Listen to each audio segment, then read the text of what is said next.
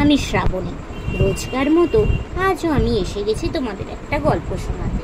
আজকে আমি তোমাদের লেখিকা লীলা মজুমদার মহাশয়ার লেখা একটি ছোট গল্প, যার নাম আকাশপিডি, এটি শোনাবার চেষ্টা করব। তো বন্ধুরা, আমার এই গল্পের আসর চ্যানেলটিতে আমি তোমাদের রোজ বিভিন্ন ধরনের ছোট গল্প শোনাবার চেষ্টা করি। আমি যেহেতু একজন শারীরিক প্রতিবন্ধী, নিজের প্রতিবন্ধকতাকে ভুলে নিজের একটা পরিচয় তৈরি করব, সেই লক্ষ্যেই তোমাদের এই গল্প শোনানোর কাজটা শুরু করেছি। এই কাজে আমি তখনই সফল হব যখন তোমরা আমার বলা গল্পগুলো স্কিপ না করে গিয়ে ওটা শুনবে, আমার চ্যানেলটা সাবস্ক্রাইব করবে, ভালো লাগলে লাইক করবে, কমেন্ট করবে ও একটু শেয়ার করে দেবে। আর এখনও অবধি যেসব বন্ধুরা আমার চ্যানেলটা সাবস্ক্রাইব করেছো তাদেরকে আমি অনেক অনেক ধন্যবাদ জানালাম। তো চলো তোমাদের আজকের গল্পটা শোনানো শুরু করে দিই। আকাশপিডি, লেখিকা পুণ্যলতা চক্রবর্তী মহাশয়া। ভীষণ মন খারাপ হয়েছে মন্টু। বিকালে বেড়াতে যাবে বলে সাজগোজ করছিল। খুকু তার পাশে বসে ললিপপ চুষছিল। হঠাৎ খুকুটা বাহ বাহ বলে তার নতুন জামাতে লালা ঝোলা নোংরা হাত বুলিয়ে দিল। অমন সুন্দর জামাটা ছাপ ছাপ দাগ লেগে গেল।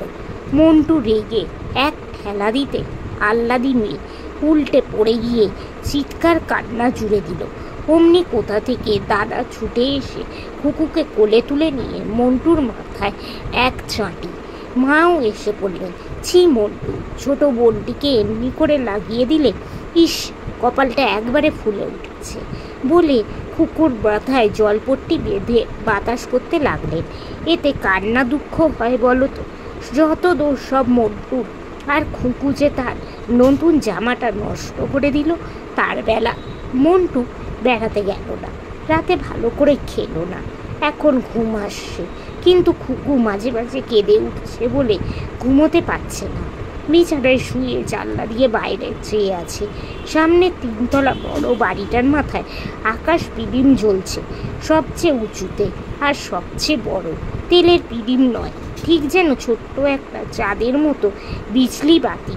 মন্টুর মনে হলো এই ঘুপসি ঘর আর কান্নাকাটি বকুনি থেকে পালিয়ে ওই উঁচুতে উঠে যেতে পারলে বেশ মজা হয়।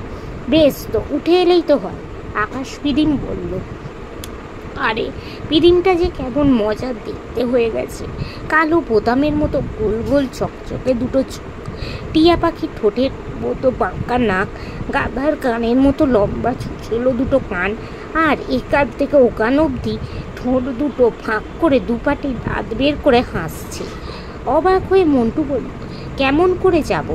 এই যে সিঁড়ি নামিয়ে দিচ্ছে বলে আকাশপিডি কাঠির মতো সরু হাত দিয়ে ঘর ঘর করে একটা হাতল ঘোরালো। অমনি সরসর করে একটা তার নেমে এলো। মন্টু দু হাতে তারটাকে ধরতে আবার সেটা ওপরে উঠে গেল। কত উঁচুতে উঠে গেছে মন্টু। চারিদিকে কত বড় বড় বাড়ি, কি সুন্দর সাজানো সব ঘর, কত আলো, গান বাজনা। তারে ঝুলে ঝুলে সারা রাত সে দেখল তাদের বাড়িটা ওই কত নিচে পড়ে আছে, ভালো করে দেখাই যায় না। সবাই এখন বাতি নিভিয়ে ঘুমোচ্ছে নাকি? খুকু কি এখনো কাঁদছে? সত্যি বড্ড লেগেছে বেচারা। মনটা যেন কেমন করে উঠল মন্টু। আকাশ পিডিমটাকে বড্ড ঘুম পেয়েছে, এবার বাড়ি চলো। সে কি, তবে না বাড়ি থেকে বাড়িয়ে আসতে চাইছিল?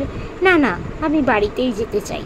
তবে যা মর গিয়ে বলে এক ধাক্কা মারল আকাশপিডি। অমনি বোঁ বোঁ করে ঘুরতে ঘুরতে মন্টু দুব করে পড়ে গেল একেবারে খাট থেকে মেঝেতে। বাবা তাকে ধরে তুললেন, মা জলপট্টি দিয়ে বাতাস করলেন, দাদা হাত বুলিয়ে দিল। খানিক পরে সে আবার ঘুমিয়ে পড়ল। খুকুর মতো তার কপালটাও ঢিপির মতো ফুলে উঠেছে। সকালে উঠেই ঘুমন্ত খুকুর কপালে আস্তে করে চুমু দিল মন্টু। মা দুধ রুটি নিয়ে এসে বললেন, তোর জামাটা কাল রাতেই কেচে দিয়ে পরিষ্কার করে দিয়েছি, ব্যথাটা এখন কেমন আছে রে? মন্টু একগাল হেসে বলল, আমার ব্যথা তো সেরে গেছে মা, নমস্কার। তো বন্ধুরা, আজকের এই ছোট গল্পটা এখানে শেষ হলো। তোমাদের যদি ভালো লাগে প্লিজ একটা লাইক করে দিও, আমার চ্যানেলটা একটু সাবস্ক্রাইব করো ও শেয়ার করো।